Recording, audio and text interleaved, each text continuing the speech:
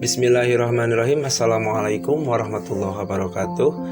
Hamdan wa syukurillah, sholatu wassalamu ala rasulillah, amma ba'du. Alhamdulillah, pada kesempatan kali ini saya Kartiwa, mahasiswa Universitas Muhammadiyah Tasikmalaya semester 5. Di sini saya akan melaksanakan tugas dari mata kuliah Pendidikan Inklusi dengan dosen pengampu Ibunda Nandini Huda Anggarasari MPSI Psikolog, dengan judul Rancangan dan Metode Pembelajaran Sains untuk ABK. Adapun pembahasan yang akan saya sampaikan pada presentasi kali ini, yang pertama adalah latar belakang masalah, yang kedua ada kajian teori, dan yang ketiga metode, dan yang keempat biaya dan agenda. Yang pertama, latar belakang masalah. Salah satu tujuan pendidikan dasar adalah keterampilan untuk hidup mandiri, memperbaiki mental anak-anak, dan mengubah tingkah laku, diungkapkan oleh Pidarta tahun 2007. Pelaksanaan pendidikan untuk ABK harus dirancang secara khusus dari tujuan, strategi belajar berupa penerapan media dan metode, serta evaluasi pembelajaran yang bertujuan tidak hanya berorientasi mengembangkan keterampilan semata, tetapi mengembangkan kecerdasan intelektual dan kecerdasan emosional yang patut mendapat perhatian dari guru kelas atau pengajar siswa ABK. Anak yang terlahir sempurna akan mampu untuk mengembangkan dirinya secara optimal, tetapi bagi anak yang terlahir dengan ABK atau kelainan tertentu memerlukan layanan khusus berupa pendidikan inklusif untuk mengembangkan dirinya, diungkapkan oleh Utina tahun 2014. Adapun hasil observasi penulis, yaitu saya sendiri di SLB Negeri Taman Sari Tasikmalaya, menyimpulkan bahwa rancangan pembelajaran sains untuk ABK diantaranya menyesuaikan kebutuhan anak, asesmen, pembelajaran yang menarik, dan metode yang bervariasi. Metode pengajaran yang umum digunakan dalam pengajaran anak berkebutuhan khusus yaitu metode komunikasi, analisis tugas, instruksi langsung, eksperimen, video, dan pembelajaran kooperatif. Kajian teori. Yang pertama, Desmita tahun 2009 mengemukakan perkembangan anak tidak terbatas pada pertumbuhan fisik, tetapi menekankan proses perubahan yang berlangsung terus-menerus dan bersifat tetap dari fungsi-fungsi jasmani dan rohaniah yang dimiliki seseorang menuju tahap kematangan melalui pertumbuhan, pemasakan, dan belajar. Yang kedua diungkapkan oleh Amri dan Leaf tahun 2010, yaitu proses pembelajaran konstruktivis, konstekstual, menantang, bereksplorasi, dan mengembangkan kecakapan berpikir merupakan kunci keberhasilan dalam pembelajaran sains.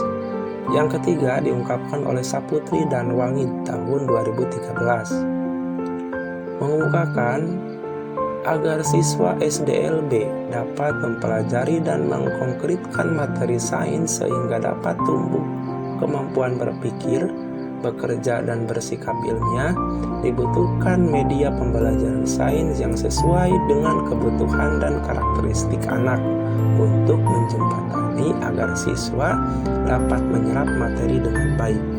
Yang keempat diungkapkan oleh Istanti dan Triwijaya tahun 2014, yaitu model dan media pembelajaran siswa SDLB sebagai perantara komunikasi antara guru dan kelas dan siswa sangat penting dalam proses pembelajaran di kelas karena menentukan keberhasilan belajar siswa berkebutuhan khusus. Yang ketiga, metode.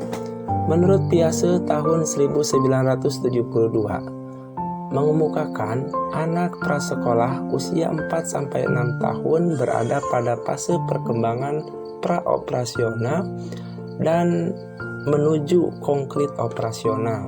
Untuk itu, kegiatan sains sebaiknya disesuaikan dengan tingkat perkembangan dan karakteristik anak tersebut. Metode pengajaran yang umum digunakan dalam pengajaran anak ABK di SLB Negeri Taman Sari Tasikmalaya yang tempat kami observasi kemarin, yaitu metode komunikasi, analisis tugas, instruksi langsung, eksperimen, video, dan pembelajaran kooperatif. Sangat penting bagi guru dalam memilih strategi ataupun metode pengajaran yang efektif untuk anak ABK. Tujuannya adalah agar anak bisa mendapatkan pembelajaran yang baik dan bermanfaat. Dikemukakan oleh guru SLB yang mengajar di tempat saya observasi. Dan adapun hasil observasi penulis di SLB Negeri Taman Sari Tasikmalaya menyimpulkan bahwa rancangan pembelajaran sains untuk ABK diantaranya menyesuaikan kebutuhan anak, asesmen, pembelajaran yang menarik, metode yang bervariasi. Metode pengajaran yang umum digunakan dalam pengajaran anak berkebutuhan khusus yaitu komunikasi, analisis tugas, instruksi langsung, eksperimen, video, dan pembelajaran kooperatif. Yang keempat, biaya dan agenda. Adapun biaya kegiatan diantaranya satu, transportasi, menghabiskan nilai uang 100.000 dikarenakan 2 kali observasi. Yang kedua, makan, menghabiskan 50.000. Yang ketiga, prints, yaitu 15.000 untuk persiapan pemberkasan jika kampus membutuhkan dan bagi pribadi. Jumlah untuk rincian biaya kegiatan nominal Rp 165.000. Yang kedua, agenda kegiatan, waktu dan tempat. Waktu tanggal 03 dan 17 November tahun 2022, tempat di SLB Negeri Taman Sari, Desa Taman Jaya, Kecamatan Taman Sari, Kota Tasikmalaya. Untuk pemaparan dari saya, Kartiwa, dicukupkan sekian. Semoga bermanfaat dan terima kasih. Wassalamualaikum warahmatullahi wabarakatuh.